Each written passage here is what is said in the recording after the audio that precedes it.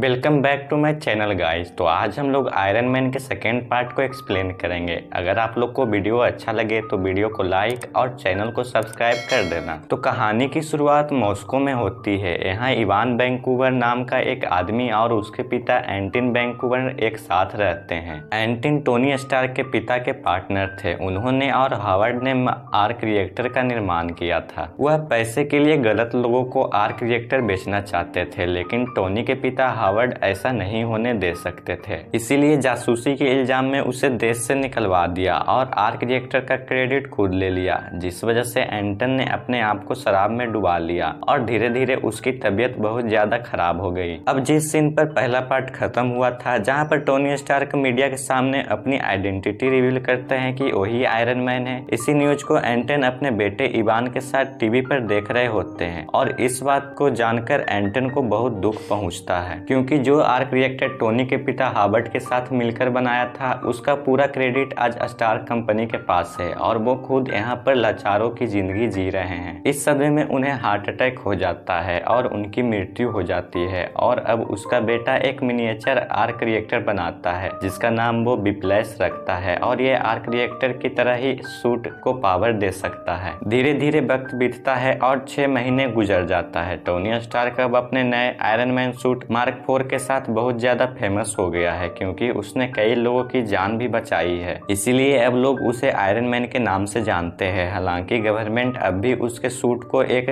गलत हथियार मानती है और उसे आर्मी को सौंपने के लिए कहती है, पर वो अपनी टेक्नोलॉजी किसी को बेचना नहीं चाहता। पर यहाँ पर टोनी स्टार्क की जिंदगी में एक नई समस्या खड़ी हो जाती है। वो आर्क रिएक्टर को पावर देने के लिए जिस पैलेडियम एलिमेंट का इस्तेमाल करता है, उससे उसे ब्लड पॉइजनिंग होनी शुरू हो जाती है और ये पॉइजन उसके शरीर में धीरे धीरे फैलने लगता है और टोनी स्टार्क की हालत उस वक्त बहुत खराब हो जाती है जब वो आयरन मैन सूट पहनता है, क्योंकि उसका सूट आर्क रिएक्टर से बहुत ज्यादा पावर यूज करता है और वो इस बारे में किसी को नहीं बताता कि उसके शरीर में आर्क रिएक्टर की वजह से धीरे धीरे पॉइजन फैल रहा है और वो अब जानता है कि वो मरने की काफी नजदीक है। इसलिए वो अजीब अजीब से चीजें करना शुरू कर देता है, जैसे वो पेपर पॉट्स की उसके असिस्टेंट है उसको स्टार्क इंडस्ट्री का मालिक बना देता है। टोनी स्टार्क एक कार रेस में हिस्सा लेता है और यहाँ पर इवान आकर उसे मारने की कोशिश करता है। इवान के पास भी टोनी जैसा सूट है, जिसे चलाने के लिए वो आर्क रिएक्टर का नहीं बल्कि दूसरी चीज का इस्तेमाल करता है जिसका नाम उसने बिप्लेस रखा है। टोनी अपना सूट पहन लेता है। यहाँ पर टोनी यानी कि आयरन मैन और इवान, जिसके पिता टोनी स्टार्क के पिता के साथ काम करते थे, जिन्होंने मिलकर आर्क रिएक्टर बनाया था, इन दोनों के बीच में एक घमासान युद्ध होता है, लेकिन आयरन मैन इवान को हरा देता है और उसे अरेस्ट करवा देता है। जब टोनी स्टार्क को इवान की असलियत पता चलता है कि वो कौन है, तो उससे जेल में मिलने जाता है, क्योंकि टोनी स्टार्क ने उसे हराया है। इसलिए उसे पता है कि बिप्लेस जो उसके सूट को पावर देता है उसमें क्या क्या कमियां हैं। उसकी सारी कमियां बता देता है और साथ ही साथ ये भी बताता है कि उन कमियों को कैसे ठीक किया जा सकता है। टोनी स्टार्क को यहाँ से जाने के बाद उसका बिजनेस का सबसे बड़ा कंपटीटर, जिसका नाम जस्टिन हैमर है, वो जेल में इवान से मिलने के लिए आता है, क्योंकि वो उसी तरह का सूट बनाना चाहता है जिस तरह का सूट टोनी के पास है। वो अच्छी तरह से जानता है कि इवान ये चीज कर सकता है, क्योंकि वो सूट पहले बना चुका है। इसलिए उसे जेल से छुड़वा देता है और दुनिया के सामने साबित कर देता है कि वो उसकी मृत्यु हो गई, ताकि कोई भी उसका पहुंचने की कोशिश न करे। अब जस्टिन हैमर चाहता है कि इवान उसके लिए वैसी सूट बनाए जैसे आयरन मैन के पैसे, ताकि वो इन सूट को गवर्नमेंट को बेच सके। वहीं दूसरी तरफ टोनी स्टार्क को दिखाया जाता है जिसका बर्थडे है। वो अपने बर्थडे दिन वाले आयरन मैन का सूट पहनकर बहुत ज्यादा हंगामा करता है। जब उसका दोस्त रोडिस ये सब देखता है तो वो टोनी स्टार्क का पुराना सूट पहनकर वहाँ पर आ जाता है। वो टोनी को रोकने की कोशिश करता है, पर वो होश में नहीं होता। इसलिए इन दोनों के बीच घमासान लड़ाई होती है और अंत में रोडिस जीत जाता है और उसका सूट लेकर वहाँ से निकल जाता है। वो आर्मी बेस पे पहुंच जाता है। हालांकि टोनी स्टार्क ही नहीं पहन सकता, पर वो अपने सूट को रोडिस के लिए अनलॉक कर देता है, क्योंकि वो जानता है कि धीरे धीरे वो मर रहा है। इसलिए वो चाहता है कि उसकी मौत के बाद रोडिस इस सूट का इस्तेमाल मानवता की भलाई के लिए करे। अब क्योंकि टोनी स्टार्क का सूट गवर्नमेंट के पास है, इसलिए वो सूट को अपग्रेड कर देते हैं और इस सूट का नया नाम रखा जाता है और ये नाम होता है वॉर मशीन आर्मर। वही निक फ्यूरी जो शील्ड का डायरेक्टर है, वो टोनी से मिलने आता है और वो उसकी असिस्टेंट नताशा के बारे में बताता है कि वो केवल असिस्टेंट नहीं बल्कि एक जासूस भी है और उसी ने उसे टोनी पर नजर रखने के लिए भेजा था। निक टोनी से कहता है उसके शरीर में जो पैलेडियम से जहर फैल रहा है वो उससे उसे बचाना चाहता है, और निक उससे ये भी बताता है कि उसके डैड शील्ड के फाउंडिंग मेंबर थे। टोनी स्टार्क के पिता हावर्ड स्टार्क का सूटकेस उसे देता है और कहता है तुम्हें अपनी प्रॉब्लम का हल इसमें मिल जाएगा। उसे सूटकेस में एक वीडियो रिकॉर्डिंग मिलती है जिसमें टोनी के पिता इंडिकेट कर रहे होते हैं कि आर्क रिएक्टर खुद प्लेडियम की जगह एक दूसरा एलिमेंट यूज करना चाहते थे। यहाँ तक उन्होंने उसका डिजाइन भी बना लिया था और उस वक्त टेक्नोलॉजी की कमी के कारण वो बना नहीं पाए, पर वो जरूर जानते थे कि उनका बेटा ये बना लेगा। और उस रिकॉर्डिंग में ये भी इंडिकेट किया होता है कि उनका आर्क डिजाइन कहाँ पर है। टोनी स्टार्क को वो डिजाइन मिल जाता है और वो समझ जाता है कि उसके पिता क्या बनाना चाहते थे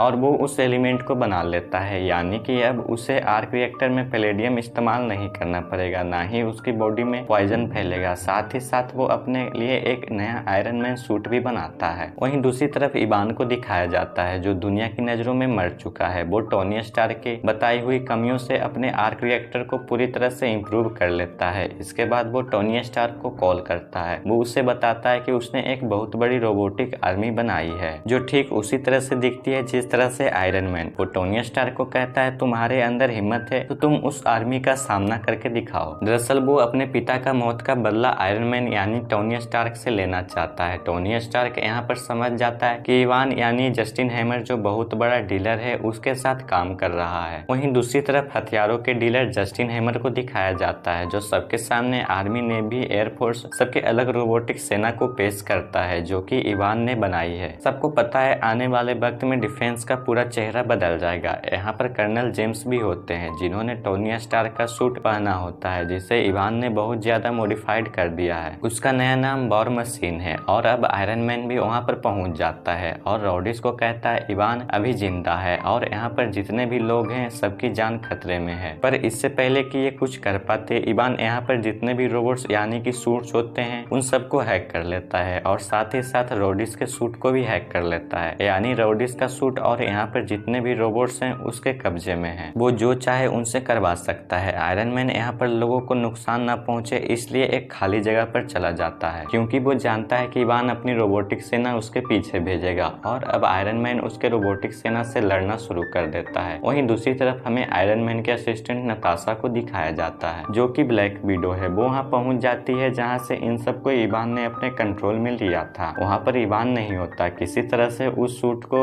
जिसके अंदर रॉडिस है उस जिसका नाम वॉर मशीन है उसे फ्री कर देती है और अब रॉडिस का सूट उसके कंट्रोल में है। उसके बाद टोनी स्टार्क और रॉडिस ये दोनों के दोनों मिलकर उन ड्रोन से यानी कि रोबोट से लड़ना शुरू कर देते हैं। टोनी स्टार्क के नए सूट नए टेक्नोलॉजी होते हैं जिसकी मदद से वो पूरी रोबोटिक आर्मी को खत्म कर देता है और तभी यहाँ पर बहुत ही विशाल और बहुत ही खतरनाक रोबोट आता है जिसके अंदर खुद इवान होता है। उसका सूट टोनी के सूट से और रॉडिस के सूट से बहुत ज्यादा एडवांस होता है, इसीलिए वो पूरी तरह से उन दोनों पर हावी हो जाता है। इससे पहले कि वो इन दोनों को मारता टोनी स्टार्क रॉडिस को कहता है अपनी हाथ से लेजर लाइट छोड़ो। दोनों अपनी हाथ से लेजर लाइट छोड़ते हैं जिससे यहाँ पर एक बहुत बड़ा ब्लास्ट होता है जिससे इवान पूरी तरह से जख्मी हो जाता है, पर अभी भी वो जिंदा होता है। वो टोनी को मारना चाहता है इसलिए उसके पास वहाँ पे जो सूट होते हैं सबको एक साथ ब्लास्ट कर देता है जिससे उसकी जान तो चली जाती है, पर यहाँ से टोनी स्टार्क बचकर निकल जाता है। अब टोनी निक फ्यूरी से मिलने जाता है। निक फ्यूरी कहता है तुम्हें एवेंजर का हिस्सा तो हो लेकिन तुम वहाँ पर केवल सलाहकार के तौर पर काम करोगे, यानी कि वो किसी भी मिशन में फिजिकली इन्वॉल्व उसे नहीं करना चाहते क्योंकि भी बहुत लापरवाह है। और अंत में हमें मेक्सिको का एक जगह दिखाया जाता है जहाँ पर एक हथौड़ा पड़ा होता है और ये हथौड़ा किसी और का नहीं बल्कि थॉर का है। किसी को नहीं पता कि यहाँ पर कैसे आया। इसी के साथ ये कहानी यहीं खत्म हो जाती है। इसका एक और पार्ट बचा हुआ है, उसको देखना ना भूले। तब तक के लिए बाय बाय, जय हिंद।